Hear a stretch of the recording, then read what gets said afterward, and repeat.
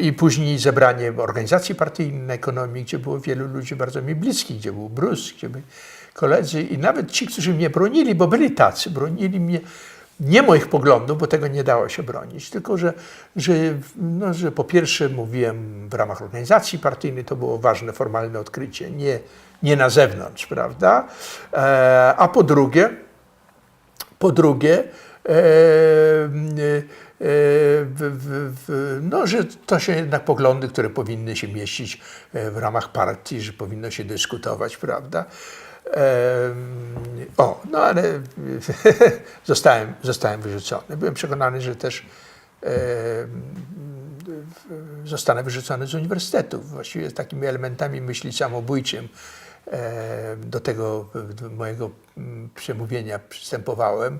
Miałem takie już uczucie obrzydzenia do tego, co się dzieje, do tego, czym była ówczesna polityka tej władz komunistycznych i tak dalej, że chciałem zerwać z tym jak najszybciej, nie licząc się z kosztami. Ku memu zdumieniu nie wyrzucono mnie. Dlaczego mnie nie wyrzucono?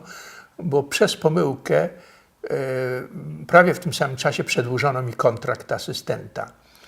Otóż nie można mi było wyrzucić tutaj ten argument, że ja to mówiłem w ramach posiedzenia partyjnego odgrywał rolę.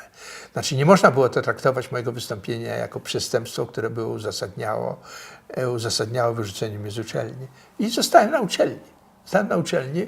To była paskudna atmosfera. Prawie nikt na uczelni na wydziale moim ze mną nie rozmawiał. To znaczy ludzie nie dostrzegali mnie. To była sowiecka atmosfera.